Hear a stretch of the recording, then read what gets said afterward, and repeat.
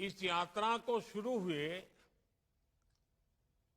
1 महीना पूरा हो चुका है।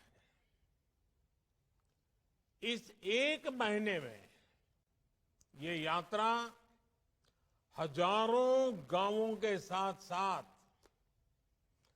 1,500 शहरों में भी पहुंच चुकी है। इनमें से अधिकतर छोटे शहर हैं, छोटे छोटे कस्बे हैं। और जैसा मैंने कहा, आज से राजस्थान, मध्य प्रदेश, छत्तीसगढ़, तेलंगाना और मिजोरम में भी इस यात्रा का आरंभ हो गया है। चुनाव आचार संहिता की वजह से इन राज्यों में अब तक ये यात्रा शुरू नहीं हो पाई थी। मेरा हर राज्य की नई सरकारों को आग्रह है कि विकसित भारत संकल्प यात्रा का अपने राज्य में तेजी से विस्तार करें। साथियों, विकसित भारत संकल्प यात्रा को हरी झंडी भले ही मोदी ने दिखाई है, लेकिन सच्चाई ये है कि आज देशवासियों ने इस यात्रा की कमान संभाल ली है। और अभी जिन लाभार्थियों से मैं बात कर रहा था, उनसे संवाद से दिखता है कि देश का जन मन इस यात्रा को लेकर कितना ज्यादा उत्साहित है। एक जगह जहां पर यात्रा खत्म होती है, वहां से दूसरे गांव या शहर के लोग इस यात्रा की अगुवाई करने लग जाते हैं। मुझे जानकारी मिली है कि मोदी की गारंटी वाली गाड़ी के स्वागत सत्कार की भी एक बड़ी स्पर्धा चल रही है, होड़ मची है। लोग नए नए तरीके से स्वागत कर रहे हैं। और मैंने देखा है, नौजवान तो आजकल सेल्फी का भरपूर उपयोग करते हैं। गाड़ी के साथ अपनी सेल्फी भी करवा लेते हैं और वो अपलोड भी करते हैं। और लोग बड़ी संख्या में एक प्रकार से विकसित भारत के एम्बेसडर बन रहे हैं। नमो ऐप को डाउनलोड करके उसमें विकसित भारत के एम्बेसडर बनने की योजना है। सब उससे जुड़ रहे हैं। गांव हो या शहर, बड़ी संख्या में लोग, जो क्विज कंपटीशन चल रहा है, प्रश्न उत्तर वाला एक बड़ा अच्छा कार्यक्रम चल रहा है, जिससे नॉलेज भी बढ़ता है, जानकारियां मिलती है, उसका भी कंपटीशन में लोग भाग ले रहे हैं। इन प्रतियोगिताओं के माध्यम से लोग न सिर्फ पुरस्कार जीत रहे हैं, बल्कि नई नई जानकारियां भी प्राप्त कर रहे हैं और लोगों को भी बता रहे हैं। साथियों, इस यात्रा के शुरू होने के बाद ये चौथी बार है जब मैं वर्चुअली इस यात्रा से जुड़ रहा हूं। पिछले कार्यक्रमों में ज्यादातर मैंने ग्रामीण क्षेत्रों से जुड़े लोगों से संवाद किया था। पीएम किसान सम्मान निधि की बात हो, प्राकृतिक खेती, नेचुरल फार्मिंग की चर्चा हो, ग्रामीण अर्थव्यवस्था के अलग अलग जो आयाम होते हैं उसके संदर्भ में विचार विमर्श हो। मैंने हमारे गांवों को विकसित बनाने वाले अलग अलग छोटे मोटे कई विषयों पर चर्चा की। और मुझे भी, जब मैं सभी संवाद कर रहा था, तो इतनी बारीकियों से लोग बताते थे और मन को इतना आनंद होता था कि सरकार की योजनाएं गांव तक, गरीब के घर तक पहुंचती है। आज के इस कार्यक्रम में बड़ी संख्या में शहरी क्षेत्रों के लोग जुड़े हुए हैं। इसलिए इस बार मेरा फोकस शहरी विकास से जुड़ी बातों पर था और मेरे संवाद भी जिनके साथ किया उसमें भी वो बातें थी। मेरे परिवारजनों, विकसित भारत के संकल्प में हमारे शहरों की बहुत बड़ी भूमिका है। आजादी के लंबे समय तक जो भी विकास हुआ, उसका दायरा देश के कुछ बड़े शहरों तक सीमित रहा, लेकिन आज हम देश के टियर 2, टियर 3 इस शहरों के विकास पर बल दे रहे हैं। देश के सैकड़ों छोटे शहर ही विकसित भारत की भव्य इमारत को सशक्त करने वाले हैं। इसलिए अमृत मिशन हो या स्मार्ट सिटी मिशन, इनके तहत छोटे शहरों में मूल सुविधाओं को बेहतर बनाया जा रहा है। कोशिश यही है कि वाटर सप्लाई हो, ड्रेनेज और सीवेज सिस्टम हो, ट्रैफिक सिस्टम हो, शहरों में सीसीटीवी कैमरों का नेटवर्क हो, इन सभी को लगातार अपग्रेड किया जाए। स्वच्छता हो, पब्लिक टॉयलेट्स हो, एलईडी स्ट्रीट लाइट्स हो, शहरों में इन पर भी पहली बार इतने व्यापक स्तर पर काम हुआ है और इसका सीधा प्रभाव ईज ऑफ लिविंग पर पड़ा है, ईज ऑफ ट्रैवल पर हुआ है, ईज ऑफ डूइंग बिजनेस पर हुआ है। गरीब हो, न्यू मिडिल क्लास हो, जो अभी अभी गरीबी से बाहर निकले हैं, ऐसा कि नया मध्यम वर्गीय परिवार पैदा हो रहा है, मिडिल क्लास हो या संपन्न परिवार हो, हर किसी को इन बढ़ती हुई सुविधाओं का लाभ मिल रहा है। मेरे परिवारजनों, हमारी सरकार परिवार के सदस्य की तरह आपकी हर चिंता कम करने का प्रयास कर रही है। आपने देखा है, जब कोरोना का इतना बड़ा संकट आया तो सरकार ने आपकी मदद करने में कोई कोर कसर बाकी नहीं छोड़ी। हमारी सरकार ने कोरोना के संकट के दौरान 20 करोड़ महिलाओं के बैंक खाते में हजारों करोड़ रुपए ट्रांसफर किए। ये हमारी सरकार है जिसने हर व्यक्ति को कोरोना की मुफ्त वैक्सीन सुनिश्चित कराई। ये हमारी ही सरकार है जिसने कोरोना काल में हर गरीब को मुफ्त राशन की योजना शुरू की। ये हमारी ही सरकार है जिसने कोरोना काल में छोटे उद्योगों को बचाने के लिए लाखों करोड़ रुपए की मदद भेजी। जहां दूसरों से उम्मीद खत्म हो जाती है, वहां से मोदी की गारंटी शुरू हो जाती है।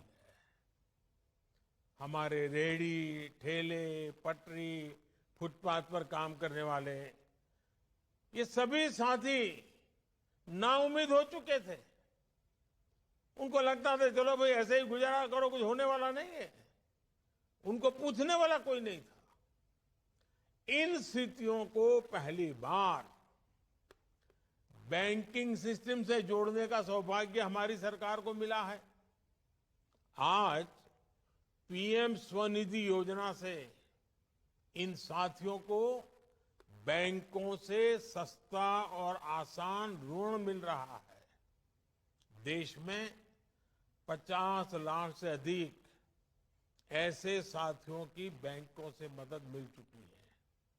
इस यात्रा के दौरान भी 1.25 लाख साथियों ने मौके पर ही पीएम स्वनिधि के लिए आवेदन किया है। पीएम स्वनिधि योजना के 75% से अधिक लाभार्थी दलित, पिछड़े, आदिवासी समाज के साथी हैं। इसमें भी करीब 45% लाभार्थी हमारी बहनें हैं, यानी जिनके पास बैंक में रखने के लिए कोई गारंटी नहीं थी, मोदी की गारंटी उनके काम आ रही है। साथियों, शहर में रहने वाले लोगों की सामाजिक सुरक्षा के लिए भी हमारी सरकार प्रतिबद्ध है। 60 वर्ष की आयु के बाद भी सबको सुरक्षा कवच मिले, इसके लिए हमारी सरकार ने गंभीरता से काम किया है। अटल पेंशन योजना से अभी तक देश के 6 करोड़ साथी जुड़ चुके हैं। इससे 60 वर्ष की आयु के बाद 5,000 रुपये तक नियमित पेंशन सुनिश्चित हो रही है। प्रधानमंत्री सुरक्षा बीमा योजना भी शहर में रहने वाले गरीबों के लिए बहुत बड़ी उम्मीद बनी है। इसमें बीमाकर्ता को साल में एक बार केवल 20 रुपये के प्रीमियम का भुगतान करना होता है और बदले में उसे 2 लाख रुपए का कवर मिलता है। प्रधानमंत्री जीवन ज्योति बीमा योजना के तहत शहरी गरीबों को साल में सिर्फ 436 रुपये देने का प्रावधान किया गया है। इससे भी उन्हें 2 लाख रुपये तक का बीमा कवर मिलता है। हमारी सरकार इन दोनों योजनाओं के माध्यम से लोगों को अब तक जिनके परिवार में कोई संकट आ गया, ऐसे परिवारों में 17,000 करोड़ रुपए, आप सोचिए 17,000 करोड़ रुपए की क्लेम राशि इन परिवारों को मिल चुकी है। संकट की घड़ी में इन परिवारों में जब स्वजन खो दिया हो और इतने रुपये आ जाएं, तो कैसे दिन निकल जाए इसका आप अंदाज कर सकते हो। आज आप अंदाज लगा सकते हो कि 200-400 करोड़ की भी वो योजना शुरू करता है ना, कुछ रोज राजनीतिक दल बोलते रहते हैं, हेडलाइंस बनवाने में जुटे जाते हैं, खबरें बनवा देते हैं। 17,000 करोड़ रुपया गरीब के घर पहुंच चुका है। भारत सरकार की इन योजनाओं का लाभ लोगों को मिल रहा है। मेरा सभी साथियों से आग्रह है कि सरकार की इन पेंशन और बीमा योजनाओं से जुड़कर अपना सुरक्षा कवच जरूर मजबूत करें। मोदी की गारंटी वाली गाड़ी इसमें आपकी मदद करेगी। साथियों, आज इनकम टैक्स में छूट हो या फिर सस्ते इलाज की सुविधा हो, सरकार की कोशिश शहरी परिवारों से ज्यादा उनके पैसे बचाने की है, बचत ज्यादा हो उनकी।